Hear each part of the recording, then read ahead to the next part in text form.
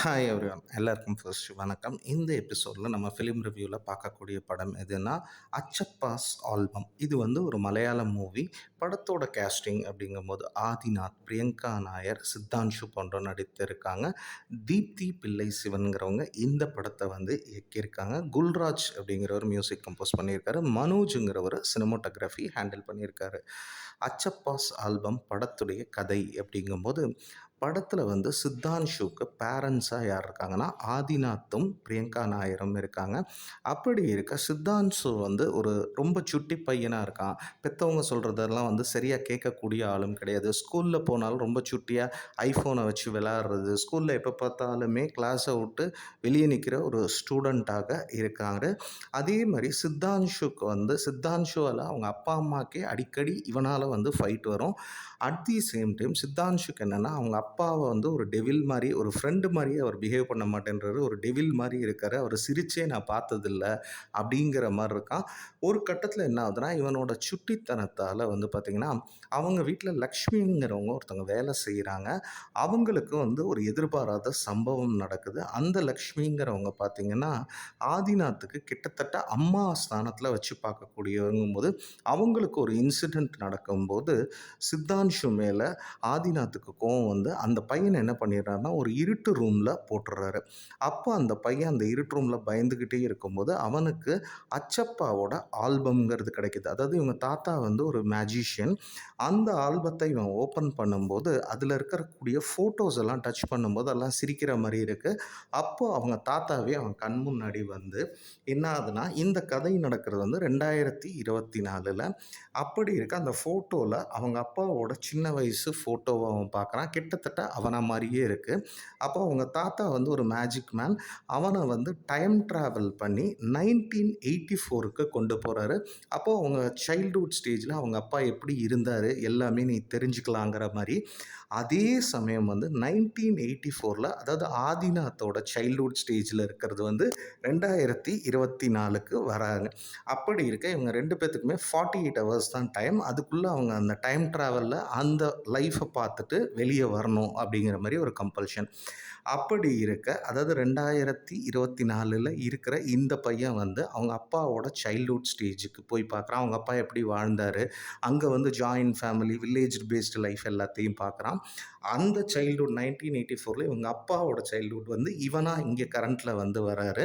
அப்படி இருக்க கதை எப்படி நகருது அப்படின்னு பார்த்தீங்கன்னா 2024 இருக்கிற சித்தான்ஷு அங்கே அவங்க அப்பாவோட சைல்ட்ஹுட் ஸ்டேஜுக்கு ட்ராவல் பண்ணும்போது அவன்கிட்ட என்ன வந்து பிஹேவியரில் மாறி இருக்கு. ஏன்னா ரொம்ப சுட்டியாக இருக்கான் அப்படிங்கும்போது அதே மாதிரி அவங்க அப்பா வந்து எப்படிப்பட்ட பர்சனுங்கிறதையும் அங்கே அவன் டைம் ட்ராவல் பண்ணி போய் தெரிஞ்சுக்கிறான். அதே மாதிரி 2024 1984 வந்த அந்த அந்த ஹீரோ அதாவது ஆதிநாத் வந்து இங்கே வந்து அவங்க அப்பா எப்படி இப்போ இருக்காரு எல்லாத்தையும் வந்து பார்க்குறான். ஸோ இதுக்கப்புறம் இந்த கதைங்கிறது எப்படி இருக்குன்னா இந்த 2 பேருமே அந்த 48 ஹவர்ஸ்க்குள்ளே திருப்பி அவங்கவங்க அந்த இயருக்கு வந்துட்டாங்களா 2024க்கு. அதாவது 2024 இருந்தவர் 84க்கு போனார், 84 இருந்தவர் 2024க்கு வந்தாங்க. அவங்கவங்க அந்த டைம் ட்ராவலை அந்த 48 ஹவர்ஸ்க்குள்ளே முடித்தாங்களா. அப்படி ட்ராவல் பண்ணும்போது அவங்க லைஃப்பில் ஏற்பட்ட சில மாற்றங்கள், சில அனுபவங்கள், இது எல்லாத்துக்கும் ஒரு ஆன்சர் கொடுக்குற படமாக அமையிறது தான் அச்சப்பாஸ் ஆல்பம். இப்போ படத்துடைய ப்ளஸஸ் அப்படின்னு பார்த்தீங்கன்னா நிச்சயம் கேஸ்டிங் வந்து ஒரு ஒண்டர்ஃபுல் கேஸ்டிங் தான். எஸ்பெஷலி பெர்ஃபார்மன்ஸ் அப்படின்னு சொன்னீங்கன்னா நிச்சயம் வந்து பார்த்திங்கன்னா சித்தான்ஷு ஒரு எக்ஸ்ட்ராடினரி பெர்ஃபார்மன்ஸ் வந்து கொடுத்துருக்காரு.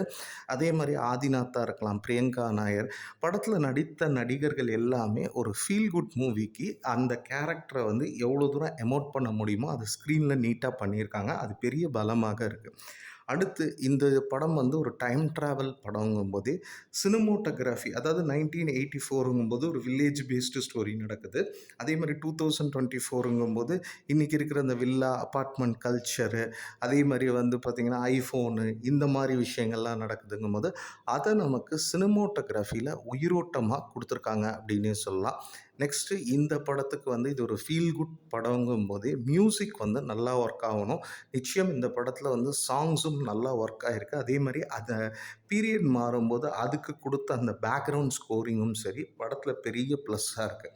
அடுத்தது படத்துல இருக்கக்கூடிய அந்த டைம் டிராவல்ல போம்போது, அதாவது புரிஞ்சுக்கிற அந்த எமோஷன்ஸ் அதாவது இங்க 2024லேருந்து இந்த பையன் வந்து 1984ல போய் பார்க்குறான். அங்க வந்து அதாவது அவனோட அந்த அம்மாவோட ஒரு எமோஷன்ஸும் சரி, அவனோட அந்த சைல்டுஹுட்ல இருக்கக்கூடிய அந்த ஃப்ரெண்ட்ஸோட எமோஷன்ஸும் சரி, கனெக்ட் ஆகுற விஷயங்கள், அதில இருக்கக்கூடிய காமெடியும் சரி, சூப்பரா ஒர்க் ஆயிருக்கு. அடுத்து பார்த்தீங்கன்னா, 1984ல அதாவது இந்த படத்தோட ஆதிநாத்தோட சைல்டுஹுட் வந்து அவனையே வந்து அவன் வந்து 2024ல எப்படி ஃப்யூச்சர்ல இருக்காங்கிறத பார்க்குற விஷயமாவும் இருக்கலாம். அதே மாரி அத சந்திச்சப்புறம் அ அந்த ஆதிநாத்துக்கு அவன் பையன் பேர்ல இருந்த ஒப்பீனியன் மாறுற அந்த விஷயங்களா இருக்கலாம். அத வந்து எவ்வளோ தூரம் எமோஷனலி சூப்பரா குடுக்க முடியுமோ, நெறைய நாஸ்டாலஜிக்கல் மொமெண்ட்ஸ், நெறைய மெமரீஸோட குடுத்துருக்காங்க. நிச்சயம் படம் விட்டு வெளிய வரும்போது நமக்கு வந்து ஒரு ஃபீல் குட் மூவியாகவும் இந்த படங்கிறது அமையுது. அட் தி சேம் டைம் வந்து பார்த்தீங்கன்னா, ஒரு ஜாயிண்ட் ஃபேமிலியோட லைஃப் எப்படி இருக்கும், அதே வந்து ஒரு நியூக்ளியர் லைஃப் எப்படி இருக்கு, அதையும் வந்து நீட்டாவே வந்து கன்வே பண்ணியிருக்காங்க. நிச்சயம் இப்போ சில பேர்லாம் அந்த சைல்ட்ஹுட் ஸ்டேஜில சில விஷயங்கள் அந்த படத்துல இருக்க விஷயங்கள் நம்ம அனுபவிச்சிருந்தோம்னா, நிச்சயம் இந்த படங்கிறது சூப்பராவே கனெக்ட் கொடுக்கும். அதே மாரி வெளிய வரும்போது நம்ம நிச்சயம் ஒரு ஃபீல் குட்டோட தான் வெளிய வருவோம் இந்த படம் பார்த்துட்டு. சரி இந்த படத்துல வேற என்னெல்லாம் செஞ்சிருந்தா இந்த படம்ங்கிறது இன்னும் பெரிதாக அமைந்திருக்கும் அப்படின்னு பார்த்தீங்கன்னா, டைம் டிராவல் அப்படிங்கும்போது சில லாஜிக்கல் கொஸ்டின்ஸ் வந்து நமக்கு வர வாய்ப்பு இருக்கு. ஆனா இந்த மாரி ஒரு ஃபீல் குட் படம், நல்ல படங்கும்போது அத நம்ம ஸ்கிப் பண்ணிட்டு போயிரலாம்.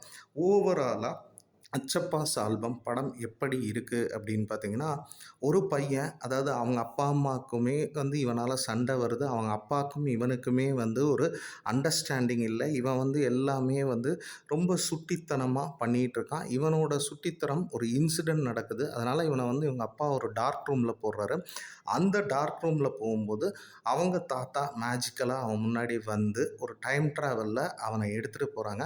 அந்த டைம் டிராவல்ல அவனுக்கு கிடைச்ச ஒரு எக்ஸ்பீரியன்ஸ எவ்வளோ வந்து நமக்கு ஃபீல் குட்டா நல்ல பேக்ரவுண்ட் ஸ்கோரிங்கோடையும் சரி, விஷுவலி அப்பீலிங்காவும் சரி, நல்ல நாஸ்டாலஜிக்கல் மொமெண்ட்ஸோடையும் இந்த படங்கிறது வந்து நமக்கு குடுத்துருக்காங்க அப்படின்னே சொல்லலாம். ஒரு ஃபேமிலி ஃபீல் குட் படம் வேணுமா அப்படின்னீங்கன்னா, நிச்சயம் இந்த படங்கிறது அதில எல்லா அம்சங்களும் நிறைந்த ஒரு படமாகத்தான் இந்த அச்சப்பாஸ் ஆல்பம் அப்படிங்கிறது நமக்கு அமையுது. படம் யூ சர்ட்டிஃபைடு தான். தாராளமா ஃபேமிலியோட போய் பார்க்கலாம். மேலும் ஒரு புதிய திரை விமர்சனத்தில உங்கள வந்து சந்திக்கிறேன். நன்றி, வணக்கம்.